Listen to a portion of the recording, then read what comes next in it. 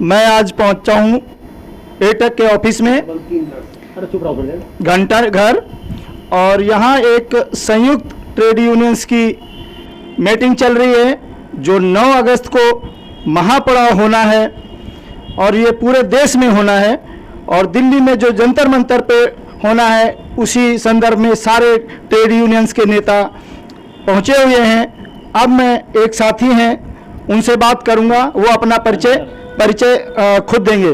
जी sir, अपना परिचय दीजिए। कॉमरेड, मेरा नाम हरपाल त्यागी है और मैं ये संयुक्त ट्रेड यूनियनों का जो है कन्वीनर हूँ। और आज मीटिंग एक महत्वपूर्ण मुद्दे पे मीटिंग बुलाई थी, क्योंकि आने वाली 9 अगस्त को देश के अलग अलग राज्यों में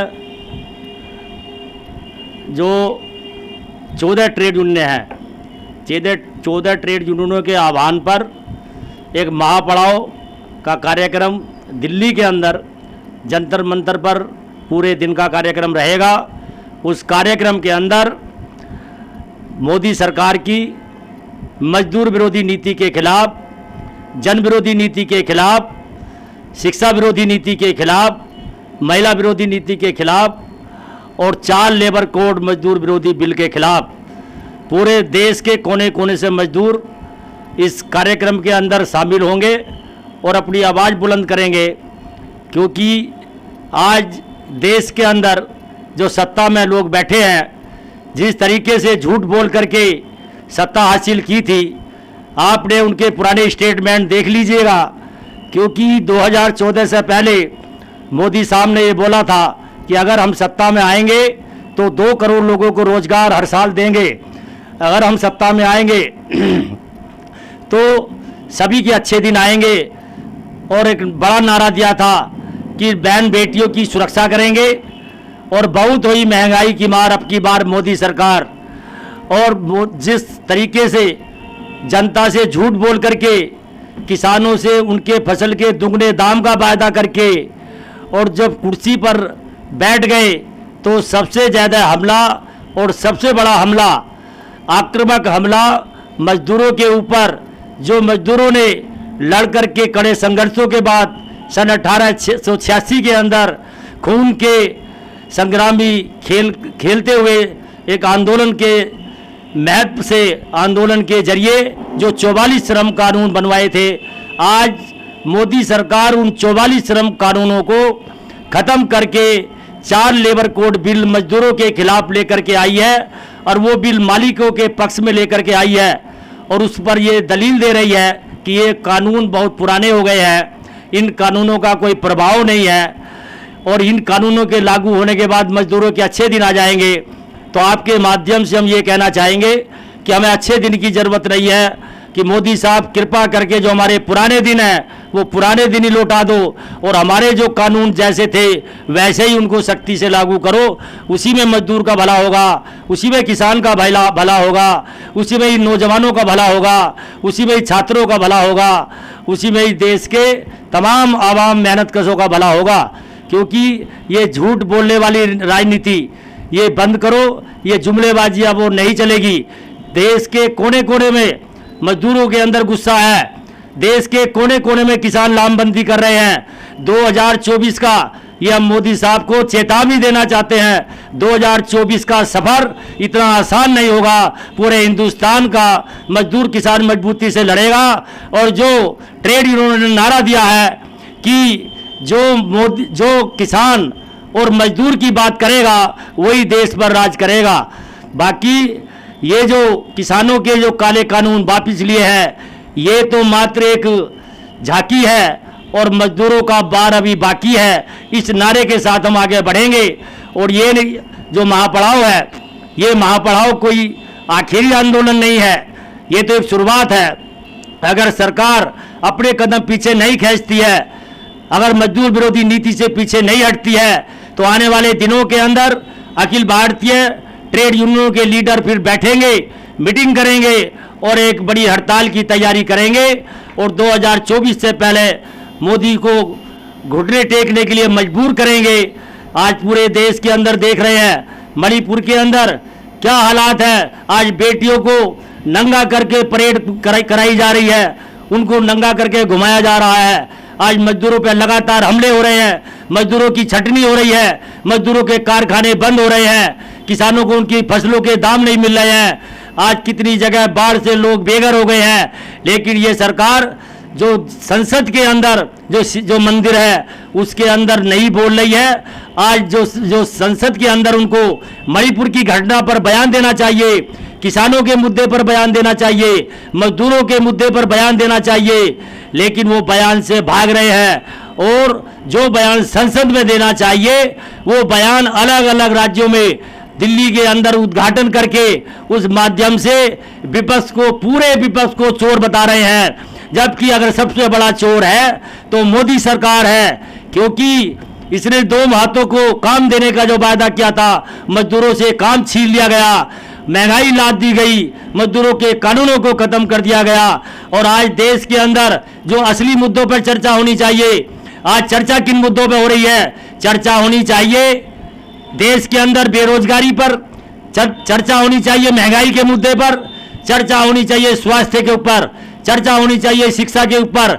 लेकिन इन सब तमाम मुद्दों से ध्यान भटकाते हुए मजदूरों की शक्ति को कमजोर करने के लिए आज बयान दे रहे हैं। कभी हिंदू मुसलमान का झगड़ा करा दो, कभी मंदिर मस्जिद का झगड़ा करा दो, कभी भाई को भाई से लड़ा दो।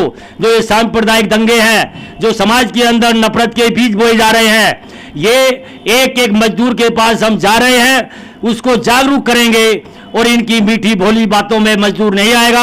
आने वाली 2024 में मोदी को उखाड़ फेंकेंगे, बीजेपी सरकार को सत्ता से बाहर करेंगे। इसी के साथ मैं अपनी वाणी को विराम दूंगा। इनकलाब जिंदाबाद, मेहनतकशों की एकता जिंदाबाद, ट्रेड यूनियनों की संयुक्त एकता जिंदाबाद। संघर्ष करेंगे, जीतेंगे, लड़ेंगे, जीतेंगे। पूंजीवाद हो बर्बाद, सरमायादारी का नाश हो। धन्यवाद साहब जी। बहुत तो अपना पहले परिचय दीजिए। मैं भी चलूंगा भाई। सर, मेरा नाम इंद्रजीत यादव, मैं वजीरपुर फैक्ट्रिया में पिछले 42 सालों से संघर्ष करता हूं। आज की तारीख में मजदूर सबसे ज़्यादा दुखी हालत में है। लेकिन यादव जी, सरकार तो कहती है 17,234 रुपये न्यूनतम वेतन कर दिया गया है, तो वो दुखी कैसे है? यह सरकार जुमलेबाजी करती है और 50 से 60% फैक्ट्री के मालिक सरकार के पक्ष या विपक्ष में है, जो जानबूझ करके कागज में वेतन बढ़ाते हैं, मौके पर देने के राजी नहीं है। चाहे वो केजरीवाल सरकार हो, मोदी सरकार हो, हर बात झूठा बोलते हैं। आज किसान पर बात नहीं हो रही है, लेबर पर बात नहीं हो, रोजगार कार्यालय बंद कर दिए गए हैं। फैक्ट्री एरिया में मजदूर को 7,000 से 9,000 के बीच में काम कराया जाता है। यदि वो ज़्यादा मांगते हैं कि हमारे को सरकारी रेट से दिया जाए, तो उनकी छुट्टी कर दिया जाता है। आज की तारीख में पूरी लेबर समाज ही दुखी है, किसान दुखी है, नौजवान दुखी है। पूरी हुकूमत बेची जा रही है, ठेकेदारी प्रथा थोपी जा रही है। आज आपके माध्यम से मैं सरकार तक बात पहुंचाना चाहता हूं कि जो सामूहिक ट्रेड यूनियन का संघर्ष हो रहा है, लेबर के हित में किया जा रहा है, आज लेबर हर मोड़ पर दुखी है। सरमाएदार जो बड़े व्यापारी हैं, जो देश विदेश का काम करते हैं, चंद मुट्ठी भर व्यापारी पूरे भारत का दुकानदारी कर रहे हैं। लघु उद्योग चौपट है, जहां अनपढ़, कम पढ़ा लिखा मजदूर काम करता था, अपना घर चला लेता था, वह जड़ से परेशान है। गरीबी और बढ़ रही है, मजदूर रोज दुखी हो रहा है, स्वास्थ्य खराब हो रहा है, शिक्षा चौपट हो रही है। मजदूरों के लिए कठोर सहयोग का कानून चाहिए। जो 44 कानून थे मोदी जी ने खत्म कर दिया, ये बहुत बड़ा गलत किया। उन कानूनों से लेबर कोर्ट में मजदूरों को काफ़ी सहायता मिलती थी। आज की तारीख में 4 कोड कानून मजदूरों के खिलाफ है, सरमाएदारों क्षेत्र से हैं आप? मेरा नाम DN सिंह है। मैं नरेला क्षेत्र से हूँ, CITU के मोर्चे पर काम करता हूँ। ये है कि आज जो समाज में खास करके आरएसएस और बीजेपी ने जो पैदा कर दिया है, जो खाई पैदा कर दिया है, इस खाई को ख़त्म करने के लिए हमारा एक जंग है। मजदूरों का जंग है, नौजवानों का जंग है, छात्रों का जंग है। जी देखिए, जैसा कि इन्होंने बताया कि महंगाई बहुत ज़्यादा है और सरकारी स्कूलों की हालत ख़राब है और जो अस्पतालों की हालत ख़राब है क्योंकि प्राइवेट स्कूल कर दिए हैं और सरकारी स्कूलों में पढ़ाई नहीं होती है। और जैसा न्यूनतम वेतन इन्होंने बताया कि सिर्फ कागज़ों में है, सरकार कह देती है, लेकिन 7-8 हज़ार रुपये में 12-12 घंटे लोग काम करते हैं। अब हमारे साथ एक और साथी हैं, मैं जानना चाहूँगा जी, आपका परिचय दीजिए। नमस्कार, मेरा नाम संजय कुमार राणा, मैं AITC दिल्ली स्टेट का सेक्रेटरी हूँ। जी, आज ये मीटिंग संयुक्त यूनियंस की बुलाई गई है, तो जैसे कि और भी साथियों ने बताया कि 9 अगस्त का महापड़ाव है, तो इसमें मुद्दे कौन कौन से होंगे? ये बेसिकली जो 9 अगस्त का महापड़ाव है, इसकी जो बुनियाद तो इसकी तकरीबन जब से 1 साल से तैयारियाँ चल रही है, लेकिन बुनियाद जब से होगी, जब से देश के अंदर ये NDA की जो प्रतिवादी सरकार है, जन विरोधी, मजदूर विरोधी, गरीब विरोधी जो सरकार है, उसकी जो जन विरोधी नीतियाँ हैं, उनके खिलाफ जो मूवमेंट लगातार चल रहा है। जिस तरह से वो शुरू माने 23 नोटबंदी का किया, उसके बाद आन फान में GST लगाया गया, किसानों के खिलाफ जो कानून लेकर आई, मजदूरों के खिलाफ जो उन्हें आती है लेबर संहिता बनाई 4 कानूनों की, पुराने कानूनों को रद्द कर दिया गया, न्यू एजुकेशन पॉलिसी लेकर आए जिससे जो हमारी एजुकेशन सिस्टम को ख़त्म कर दिया गया, जो साइंटिफिक एजुकेशन सिस्टम है उसको ख़त्म कर दिया गया। ये इस तरह की जो सारी बुनियादी है।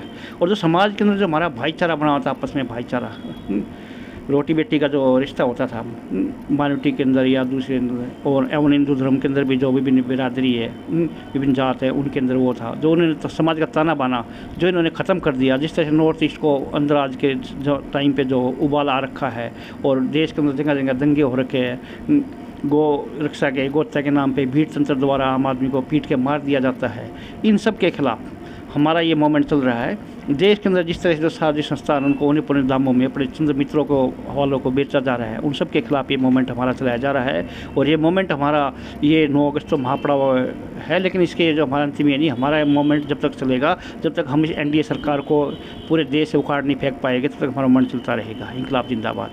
जी, जैसे कि नेताजी ने बताया कि ये जो NDA सरकार है, जन विरोधी, मजदूर विरोधी जो नीतियां हैं उसके खिलाफ परस्पर संघर्ष यूनियन लीडर्स करते आए हैं और करते रहेंगे। और हमारे साथ एक और साथी हैं, इनसे भी हम राय जानना चाहेंगे। जी सर, क्षेत्र से हैं आप? मेरा नाम DN सिंह है, मैं नरेला क्षेत्र से हूँ, CITU के मोर्चे पर काम करता हूँ। ये है कि आज जो समाज में खास करके आरएसएस और बीजेपी ने जो पैदा कर दिया है, जो खाई पैदा कर दिया है, इस खाई को ख़त्म करने के लिए हमारा एक जंग है। मजदूरों का जंग है, नौजवानों का जंग है, छात्रों का जंग है। आज सभी यूनियन के नेताओं ने तय किया कि 1 अगस्त 2023 से 8 अगस्त 2023 तक जन जागरूकता अभियान चलाया जाएगा। तमाम औद्योगिक क्षेत्रों में जाके मज़दूरों को जागरूक किया जाएगा। सरकार की, केंद्र सरकार की जो जन विरोधी, किसान विरोधी, मज़दूर विरोधी, महिला विरोधी नीतियां हैं, इसके खिलाफ जंतर मंतर पर 9 अगस्त को महापड़ाव का कार्यक्रम है। वहाँ पूरे देश से मज़दूर और नेता पहुँचेंगे और अपनी बात सरकार तक पहुंचाने का काम करेंगे। तब यह सरकार यदि मज़दूरों की बात नहीं करती है, उनके हित की बात नहीं करेगी, तो ये आंदोलन और भी आगे बढ़ेगा। और इसीलिए सभी मज़दूरों को जागरूक करना है और उनको उनकी बात रखने का वहाँ पे हक दिया जाएगा, उनके अधिकारों की बात की जाएगी। जिस तरह से मज़दूरों को शोषण हो रहा है, उसके खिलाफ, सरकार के खिलाफ आवाज़ उठाने का काम किया जाएगा।